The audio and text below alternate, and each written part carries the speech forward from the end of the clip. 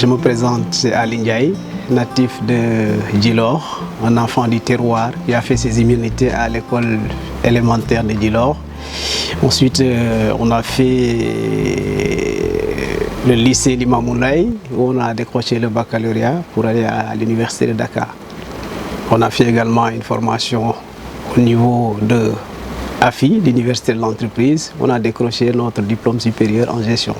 Aujourd'hui, on est un gestionnaire comptable de formation. Alors, comme je l'ai dit dans le document, vous comprendrez que le feeling et le prétexte qui sont à la base de la rédaction d'un ouvrage, ça peut différer. Et dans le cas d'espèce, c'était à l'occasion de la célébration des 72 heures de Keur Waly Ndiaye organisée par les jeunes du village. Alors ils m'ont sollicité pour parler du vieux, le fondateur du village. Ça m'a fait beaucoup plaisir. Alors j'ai essayé.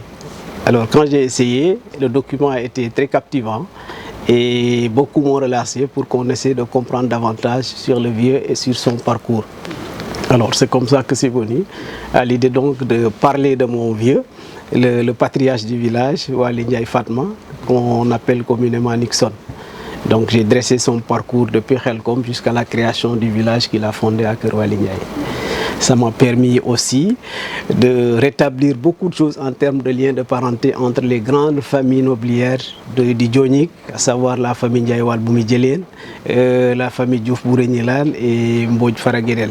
Donc ça a été l'occasion d'en parler beaucoup et surtout rendre hommage à des hommes, des responsables du terroir qui ont fait beaucoup de choses qu'il fallait montrer et que ça puisse servir d'exemple à la jeunesse. Waly Ndiaye, comme vous le savez, c'est quelqu'un qui a joué un rôle important dans l'administration coloniale.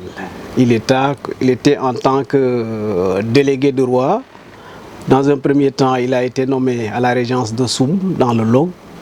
Et pour X raisons, on avait annulé cette intronisation pour plusieurs raisons. Parce qu'en fait, les habitants de Log ne le connaissaient pas beaucoup.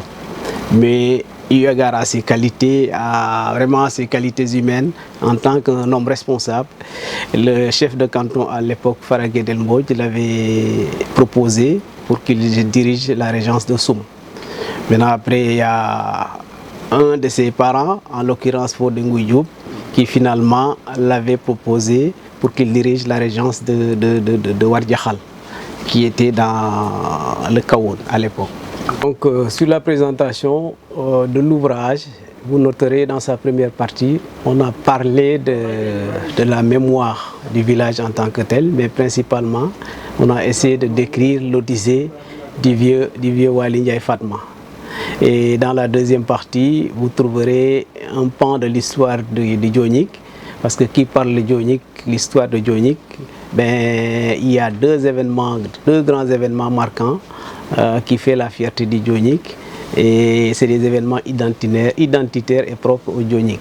C'est la fête du Turampech et le Lamboubour. Donc la fête du Turampech et le Lamboubour, quand vous parlez de Dionik, on ne peut pas l'occulter du tout. Aujourd'hui, les générations actuelles, peut-être qu'ils ne savent pas le fondement, les bases, sinon la genèse de cette fête, c'est important. Et qu'est-ce qui était le contexte de Lamboubour.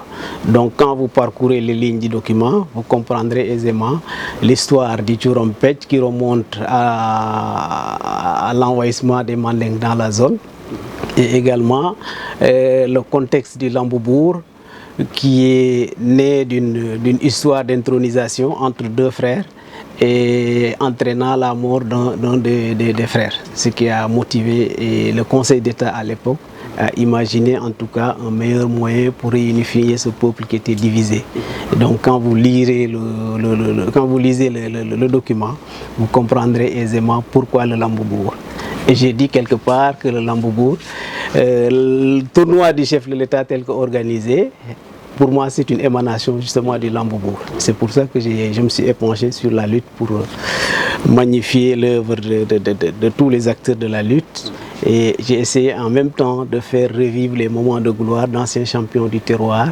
Et il m'a plu aussi de rappeler un peu le parcours de Alioune Diouf, le lion de Yeroago, que nous avons tous vécu et aimé à l'époque dans les arènes.